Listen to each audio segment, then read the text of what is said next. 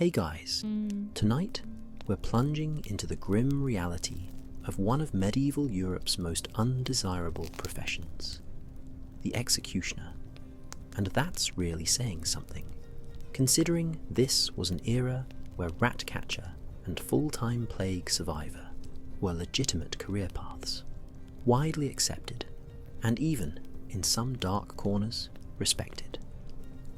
From wielding the very sword of justice to being simultaneously cursed, feared, and socially exiled, the life of a medieval executioner was a bizarre and brutal paradox. He was undeniably necessary, an indispensable cog in the machinery of law and order, yet never truly welcome, a figure society relied upon for its gravest, most terrifying tasks, but one to whom it never offered an ounce of warmth, compassion, or even simple human recognition.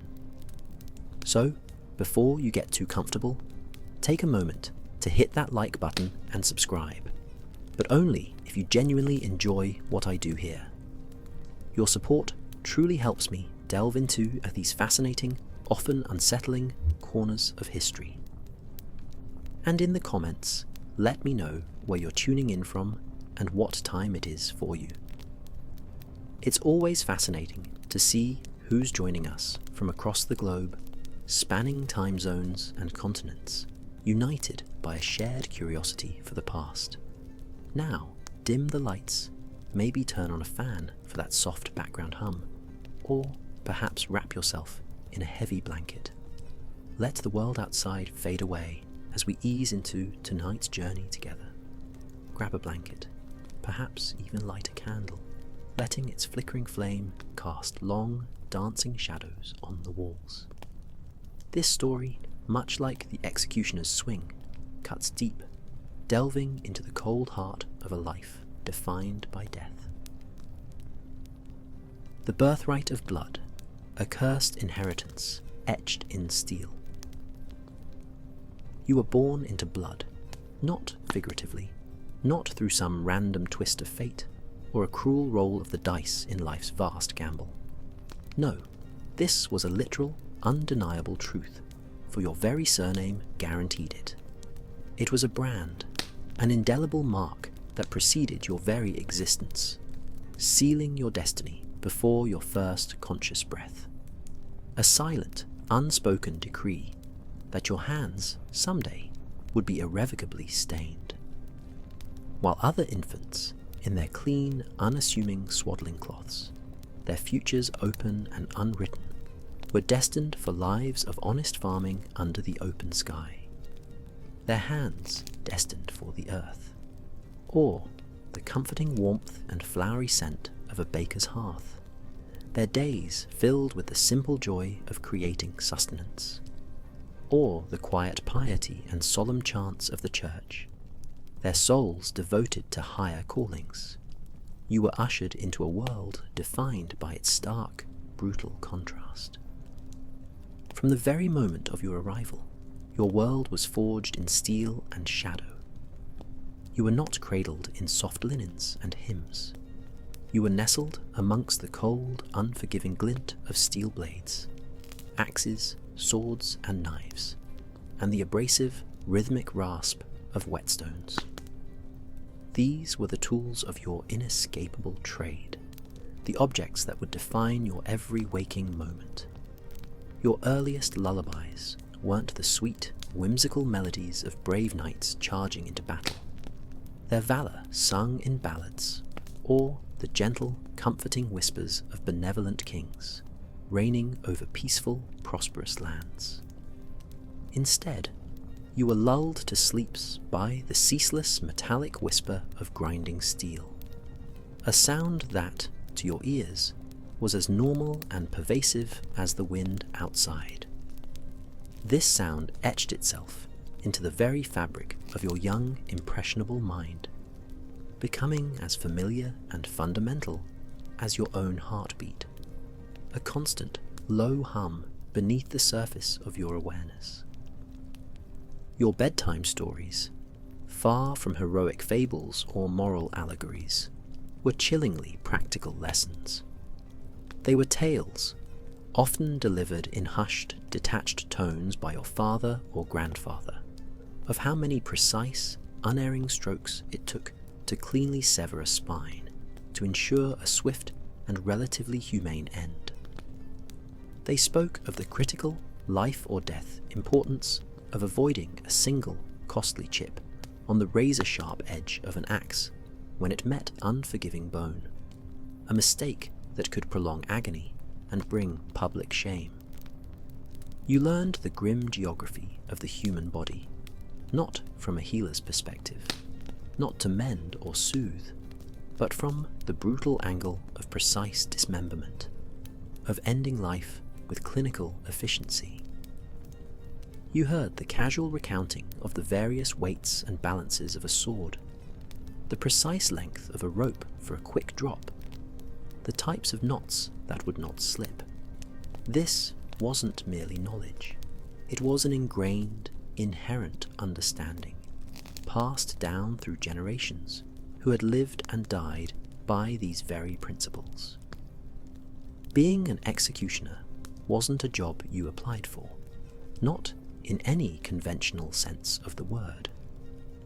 There were no formal auditions where one displayed their prowess, no neatly written applications to fill out, no eager interviews to convince an employer of your suitability.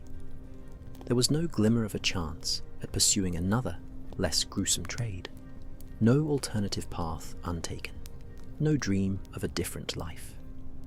It was, in its starkest, most unyielding form, a family business, a dark, immutable lineage stretching back into forgotten time. It was a terrifying inheritance, a calling passed down through generations like a cursed heirloom, each father bequeathing this terrible burden to his son, often with a resigned sigh and a solemn, unspoken understanding of the solitary future that lay ahead. Your fate was bound by blood, a covenant far more absolute and unbreakable than any oath sworn in the light of day. Your father did it, his father did it, and now, with or without your consent, with or without your understanding of the terrible, solitary weight it carried, it was unequivocally your turn. There was no gentle mentor, no kindly teacher to patiently guide your path, save for the unforgiving passage of time itself, which measured out your life in solemn, bloody beats, each one leading you closer to your grim destiny. And there was no escape from this grim inheritance, no way out, no freedom from its clutches, save for the ultimate escape that awaited everyone, death. Only in the grave, perhaps, could you finally lay down the burden of the axe. Social isolation from childhood, the shadow that followed. From the moment you could walk upright, a universal, chilling truth became clear, permeating every interaction, every glance, every whispered word. People recoiled from you. It was not just a reaction of fear, but of profound disgust, an instinctive avoidance. Children, with their innate, untainted sense of fear and their unvarnished honesty, scattered like startled birds at your mere approach, their innocent games of chase or make-believe dissolving into frantic whispers and hurried retreat, their laughter abruptly silenced as if by a sudden chilling wind, their eyes, wide with a mixture of curiosity and horror, would quickly dart away. Mothers, their faces contorted with a primal protectiveness, instinctively, almost violently, tightened their grip on their sons and daughters, pulling them closer as if to shield them from an unseen contagion, a looming shadow that your mere presence cast. They would avert their own gazes, pretending not to see you, or cross themselves furtively. Even priests, men of God meant to offer solace, whose duty it was to minister to all souls, their usual confidence faltering, hesitated, their hands hovering uncertainly before offering a blessing to someone so clearly marked by such a dark calling. Their words of comfort meant for the suffering, seemed to catch in their throats when directed at you. You hadn't harmed anyone, not yet. You were a child, innocent in your own actions, unburdened by the deeds of your forefathers. But your future, a future steeped in violence, judgment, and profound isolation, was already etched in the cold, unyielding language of iron, visible to all who looked upon you. You were a walking prophecy of death in their midst. Even the very air around you felt noticeably colder, a subtle chill that seemed to emanate from your very being, a pervasive aura that others felt long before you spoke. It was as though your grim destiny had already begun to haunt your every solitary step, casting its shadow long before you even reached maturity. Toys of terror and solitary play, a childhood forged in the gutter. Your toys weren't the usual wooden soldiers, carved dolls, or simple hoops and sticks that other children clutched with joy, their imaginations building worlds of adventure. Instead, they were grim miniatures, tiny gallows and scaffolds, meticulously carved from discarded scrapwood, perhaps even from the offcuts of actual execution structures, perfectly proportioned for your small, fumbling hands. You built them with a strange, innate precision, assembling the miniature crossbeams and trapdoors, a chilling foreshadowing of your future work. You practiced the lowering of small, effigy figures, understanding the mechanics of the drop, the snap of the neck. Your bedtime stories, rather than whimsical adventures of princes and dragons, were grim tales of justice meted out with brutal finality, of traitors torn apart, limb from limb for all to witness, the detailed descriptions becoming part of your earliest understanding of the world, a world where punishment was public and absolute. You heard recounts of famed executioners, their efficiency or their infamous mistakes, learning what to emulate and what to avoid. Your dreams, sometimes quiet, disturbingly so, a profound stillness, a void where fear should have been, a terrifying absence of normal childhood anxieties. Other times, they were not quiet at all, filled with the echoing thud of impact, the phantom screams of the condemned, the metallic tang of imagined blood that would wake you in a cold sweat. Your entire existence was shadowed by the promise of a lifetime of precision, a lifetime of profound silence that set you apart, forcing you into introspection and isolation, a lifetime of knowing that your name was never spoken without a palpable shadow falling over the speaker's face, a shiver running down their spine, a quick glance over their shoulder. If you were lucky, if your presence commanded enough dread, if your reputation was sufficiently terrible, you were merely feared, a distant, terrifying concept they could keep at arm's length. If you weren't, if the whispers grew too loud, if compassion dared to falter, if your lineage was too well known, you were utterly despised, a pariah in the very community you were sworn to serve, forever marked as the executioner's son, or the son of blood. Despite this chilling reality, the village, with its teeming masses, its squabbles, its burgeoning crimes, and its intricate social tapestry, desperately, unequivocally needed you. Justice, they proclaimed with solemn voices, often laced with self-righteousness, their brows furrowed, had to be done. The law demands it. God wills it. Order must be maintained. But when justice was embodied by you, a living spectre of their darkest fears, a walking testament to their own brutality, a physical manifestation of the violence they condoned, no one wanted to sit next to it in church pews, to share the warmth of the communal fire in the long winter nights, or to break bread at at a common table in the tavern, lest they be contaminated by your very presence. You were the ultimate, terrifying answer to the law's final, unavoidable question, the grim resolution to their societal woes, the one who severed the last thread of life, bringing their decrees to a brutal conclusion. And yet, deep in their hearts, they prayed you'd never be called upon, that your specialized, horrifying skills would remain forever dormant, gathering dust, a monstrous tool best left in its box. They summoned you only when a problem had festered beyond all ignoring, when the rot in their society could no longer be swept under the rug, when the stain of transgression demanded a public cleansing. And once it was solved, once the terrible deed was done, once the blood was spilled and the body removed, they swiftly, almost violently, looked away, their gazes averted as if to unsee the necessary horror, to pretend it had never happened, to forget the instrument of their peace as quickly as possible. You were a mirror reflecting their own darkness, and they preferred not to look. The grim apprenticeship, forging the unflinching hand.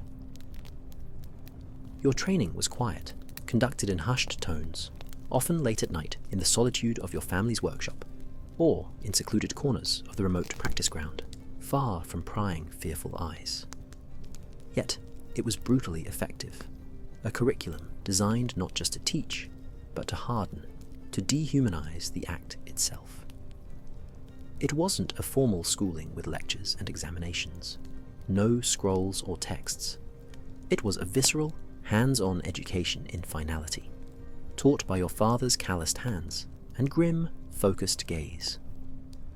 You learned the specific gravity of the tools, the perfectly balanced axe, hefty and sharp, the thin, flexible swords for noble necks, the various weights of ropes for hanging, each knot tied with meticulous, chilling precision. You cleaned them, sharpened them, understood their very essence. You didn't just learn how to swing an axe with brute force, a simple act of muscle and momentum.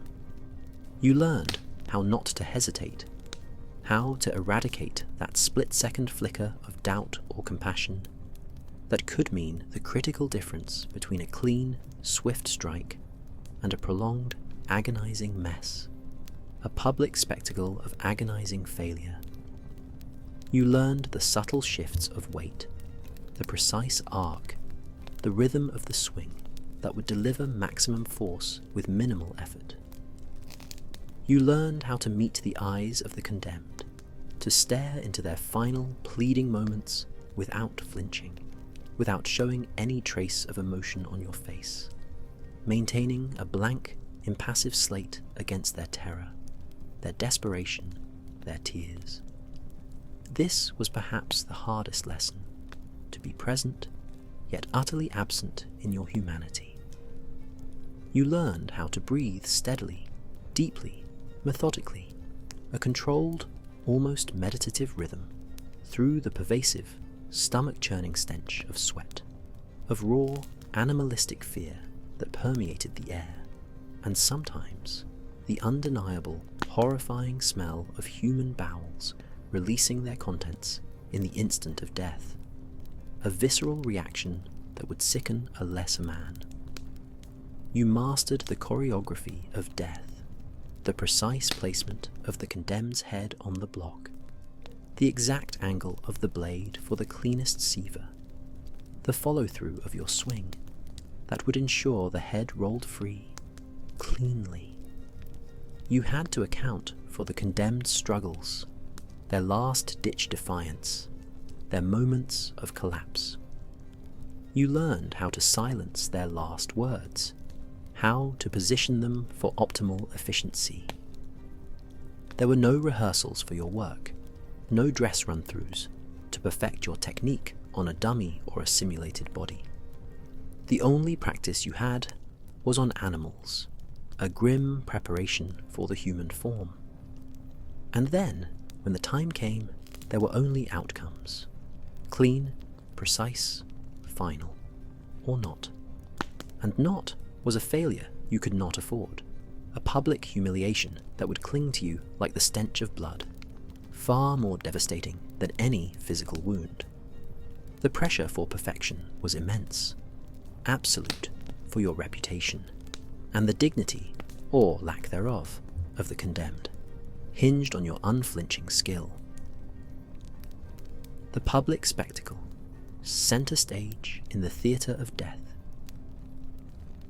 You became a public performer, a macabre spectacle that everyone swore they didn't watch, their eyes ostensibly averted, their hands clasped in feigned piety, yet whose audiences swelled with morbid curiosity, drawn like moths to a gruesome flame, filling the town square. The day of an execution was a perverse holiday, a dark carnival, a break from the monotony of daily life. The air would be thick with tension, a mix of anticipation, fear, and a strange, collective excitement. Merchants would set up stalls selling food and drink, as if for a festival. The crowd, a living, breathing entity, would murmur and jostle for the best view, craning their necks. One clean swing. That was the absolute gold standard, the benchmark of your grim craft, whispered about with a mixture of awe and immense relief by those in the crowd, who feared the protracted agony of a botched job. It was the mark of a master. 2 swings, and you were a public shame, the object of whispers and ridicule that would echo through the town square for weeks, tainting your name, eroding your terrifying authority. 3. And you were universally cursed, your reputation irrevocably tarnished, your competence forever questioned, perhaps even risking a mob's wrath. People spoke in hushed, horrified tones about the time you missed, about the man who screamed too long, his agony echoing in the collective memory of the town, a chilling testament to your momentary lapse. Execution was a complex, horrifying blend of grim judgment, solemn ritual, and terrifying theatre, and you, the silent, masked figure, the instrument of their justice, were always, unfailingly, center stage, performing the most vital and reviled role. Your costume was your dark hood, your heavy, unadorned clothes, designed to conceal identity and emotion. You were a symbol, not a man. You saw the faces in the crowd, a sea of fearful, fascinated eyes. The children peeking through their fingers, the women clutching rosaries, the men with hard, judgmental stares. You performed hangings, the quick drop and snap of the neck. You performed beheadings, the sudden, terrible thud. For heinous crimes, you oversaw quartering, the dismemberment of a body for public display, or burning at the stake, the horrifying screams echoing through the square. Each act was a precise, brutal ritual, demanded by the law and executed by your unflinching hand. The aftermath and lingering stain, the quiet horror. Your mistakes weren't just seen, they were immortalized. They became the stuff of chilling tavern tales, recounted with dramatic flair and exaggerated gestures over tankards of ale, each retelling more gruesome than the last, embellished with each passing year. They were the basis for schoolyard shivers, whispered from child to child, a gruesome folklore that taught them fear from a young age, associating your name with terror and failure. People spoke of your failures around crackling hearthfires like ancient cautionary legends, their voices low and grim, their faces illuminated by the dancing flames, a warning to their children. Don't flinch, they'd warn, their own eyes wide with unspoken fear, their gazes fixed on the fire, or you'll end up like the butcher of last spring, referring to a particularly botched execution that haunted the collective memory, a stain on the town's conscience and on your very soul. And when the crowd, sated by the grim spectacle, their thirst for blood temporarily quenched, finally thinned, when the macabre show ended and the last gawker shuffled away, their eyes still lingering on the block, their footsteps hurried, you always stayed behind. You were the one who buried the body, an anonymous lump of flesh now freed from earthly suffering, often in unconsecrated ground, in a pauper's grave outside the churchyard walls. You cleaned the block, meticulously scrubbing away the crimson stains, the dark, sticky evidence of your deed, often with sand and water, a grim ablution. You scrubbed the blood from the very wood and stone of the gallows, erasing the physical evidence of your deed, though never the memory from your own mind. It was a repetitive, meditative horror, alone, always alone. The silence that followed the clamour of the crowd was deafening, broken only by the rasp of your brush against the wood, the drip of water, the distant caw of crows. Your breath, perhaps ragged and uneven, was the only witness to the chilling echo of your work, a solitary testament to the profound silence that followed, a silence that became your constant, inescapable companion, an oppressive blanket. You couldn't even perform the simplest, most mundane acts of life, like shopping for food or clothing, as a normal person. The very act of your presence would cause a ripple of unease. Markets, usually bustling with life and commerce, with the shouts of vendors and the laughter of shoppers, effectively barred you. The air would thicken with unspoken condemnation when you approached. Merchants would turn their backs, their faces hardened, their hands retreating from their wares. Bakers, who happily sold their wares to common scoundrels, vagabonds, and even known thieves, outright refused your coin, their hands recoiling as if from a plague, their faces twisting in disgust, a visceral, unmistakable revulsion. You smelled of death, and not just metaphorically, not just in the minds of others. It clung to your clothes, permeated your skin, lingered in your hair, a faint metallic odour that was part sweat, part blood, part the sickly sweet smell of decay. And most damningly, it clung to your very reputation, an invisible shroud that preceded you everywhere you went. Even your silver, hard-earned through the most terrible of deeds, through the ending of human life, was suspect, considered tainted. People took it with tongs, if they took it at all, their fingers avoiding direct contact. Some, desperate for the coin, would immediately toss it into basins of holy water, attempting to purify its origins, muttering fervent prayers under their breath, as if casting out a demon.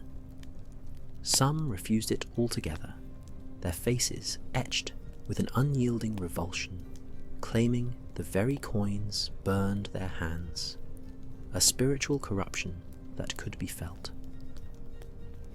Life beyond the walls, the dwelling of the damned. So you lived, as was customary for your kind, a necessary evil, beyond the town's protective walls, a silent sentinel on its periphery.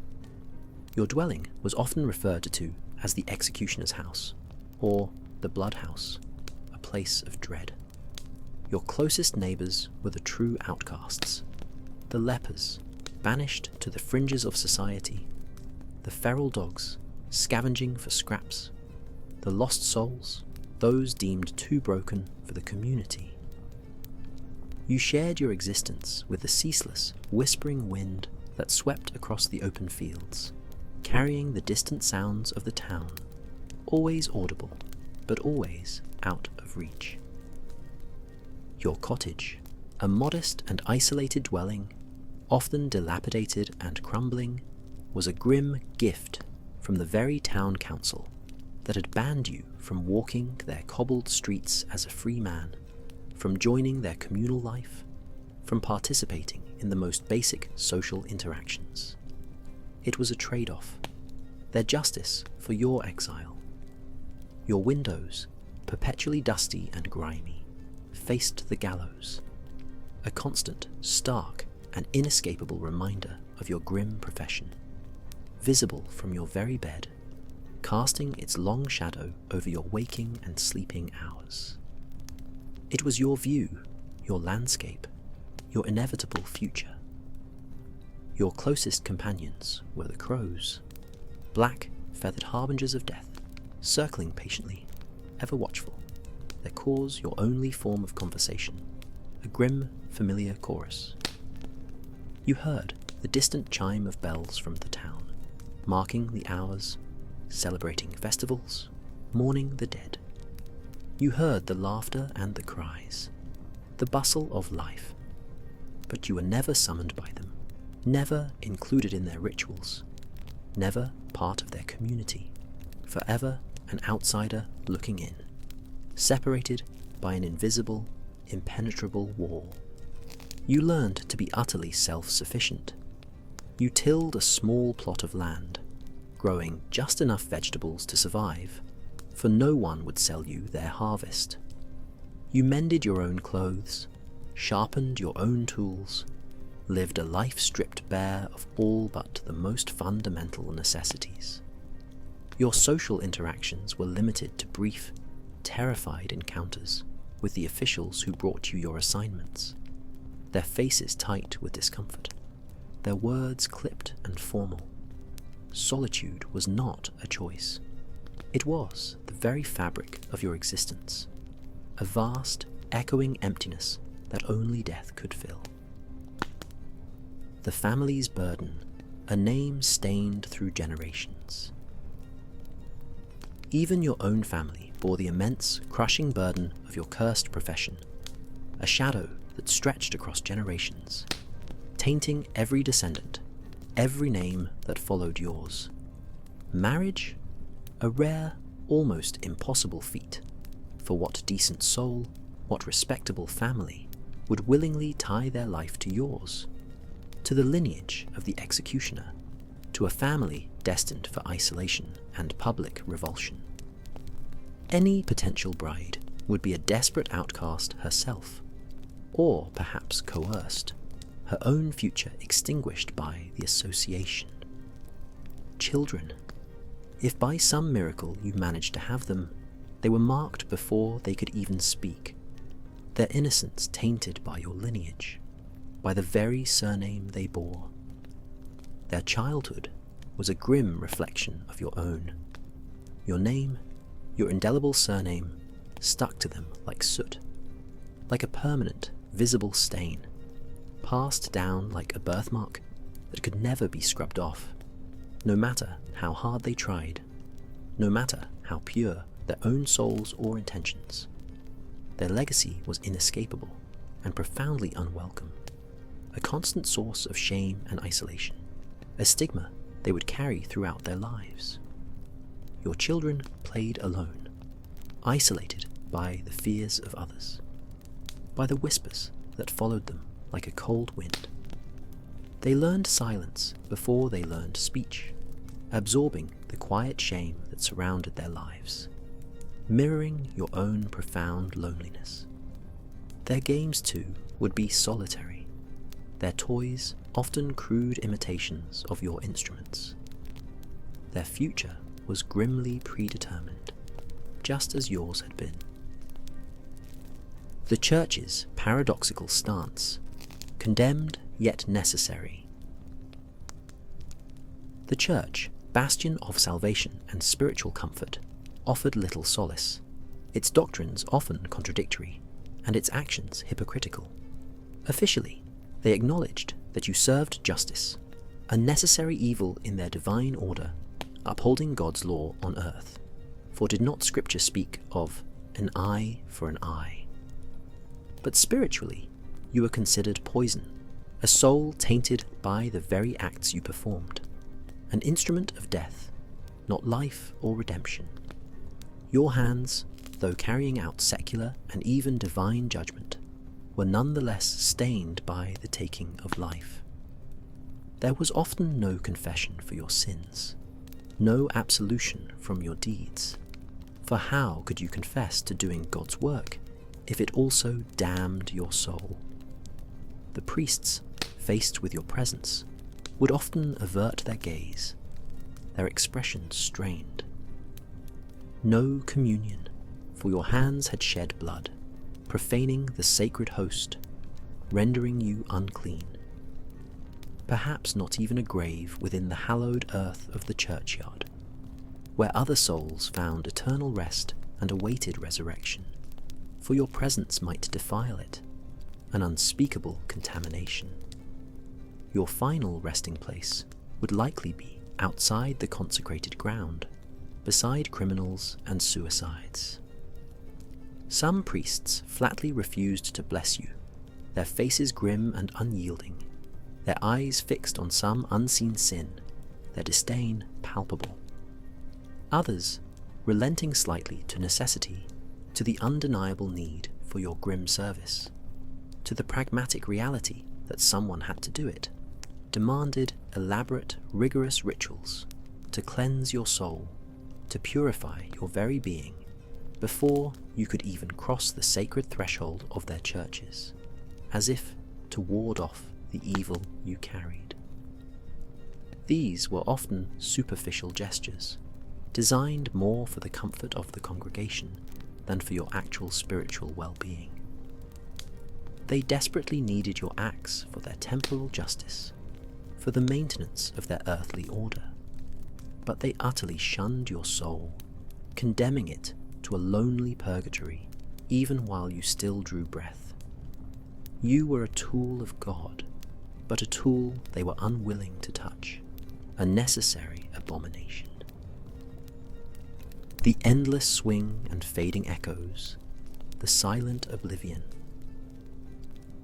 And still, despite the profound isolation, despite the pervasive societal revulsion, despite the spiritual damnation that hung over you like a perpetual storm cloud, you swung the axe, day after day, year after year, through the biting grip of winter frost that numbed your fingers, making your grip stiff, and the choking haze of summer dust that parched your throat, burning your eyes.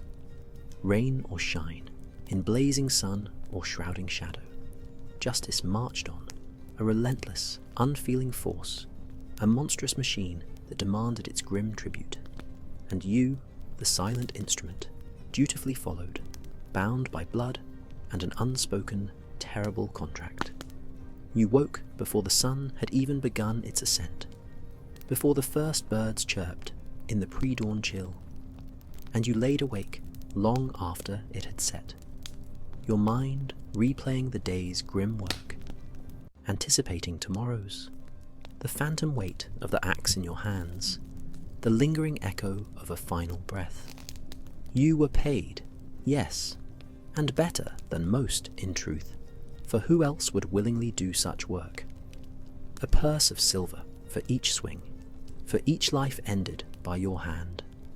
Bribes sometimes, offered in hushed tones, slipped into your palm by nervous relatives for a quick end, a clean, swift departure for the condemned, or a quiet one, spared from the public's hungry gaze, perhaps even a specific, more merciful angle of the blade. But your silver, hard-won as it was irrevocably tainted. People took it with tongs, as if afraid to touch your touch, to inherit some spiritual contagion. Some, desperate for the coin, would immediately toss it into basins of holy water, attempting to purify its origins, muttering fervent prayers under their breath, as if casting out a demon, trying to wash away the stench of death.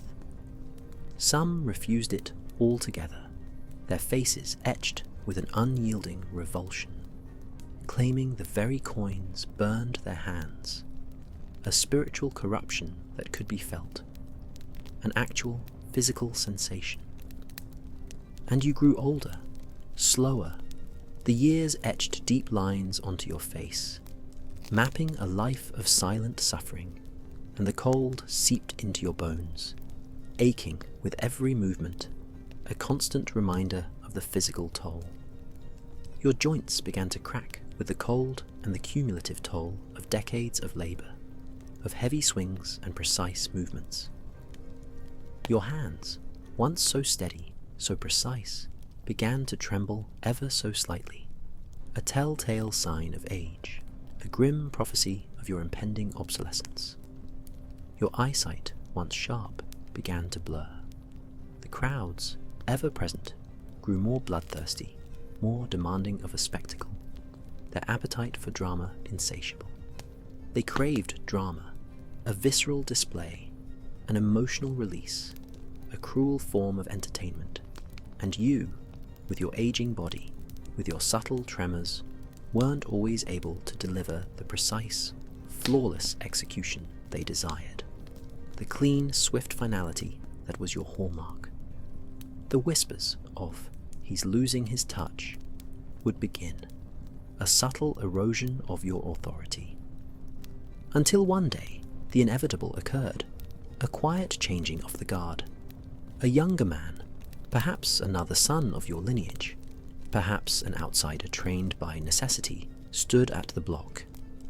His arm was fresh, unwearied by years of death, his eye steady and unwavering, his movements imbued with the vigour of youth, a stark contrast to your own fading strength. He performed the task with the flawless precision of a new beginning, a new era of grim justice. And you, the old, tired master, the worn-out instrument, were no longer summoned. The ensuing silence that enveloped your days, after decades of being constantly called upon, after a lifetime defined by gruesome activity, was sharper, more cutting, more profoundly isolating than any blade you had ever wielded. It was the silence of irrelevance, the crushing weight of being utterly forgotten. You faded like a fog at dawn, dissipating into the morning air, leaving no trace behind, no marker of your existence. Your tools, once gleaming and lethal, symbols of your power, rusted in disuse in your cold, empty cottage, gathering dust, their purpose gone. Your name, once whispered in fear and awe throughout the region, slowly faded from the town's records, becoming a forgotten entry, a line in an old ledger that no one bothered to read. Only the crows, the constant silent witnesses to your life's grim work, the scavengers of death, seemed to remember, their calls echoing your forgotten existence, a mournful, indifferent sound. Your death was as quiet as your life, a solitary straw bed in your isolated cottage, cold, unforgiving stone walls that offered no comfort, no warmth, no human touch, no visitors to ease your passing, no kind hand to hold yours, no sympathetic face to witness your final breath, no bells tolled in your honour from the distant town, no mournful dirges played for your soul. No stone was erected to mark your grave, no name carved to be remembered by future generations. Your final resting place was likely an unmarked mound outside the churchyard, mingling with the bodies you yourself had sent there. The wind, whistling through the cracks in your walls, was your only requiem, a lonely song sung by the indifferent elements, a testament to your utter isolation. Just a simple, impersonal note in a ledger, devoid of emotion, a cold, bureaucratic entry that marked the end of your solitary service. Executioner, deceased. Replacement pending. And just like that, the town moved on, seamlessly, brutally, without a pause, barely a ripple in the fabric of their daily lives. They had their new instrument, their new necessary evil, and you were a forgotten relic. You were necessary, a grim cog in the machinery of their justice, a vital but reviled part of their society. But you were never mourned, not once. Not even by the crows, who had watched your every swing, who had been your closest, perhaps your only, companions, through the long, bloody years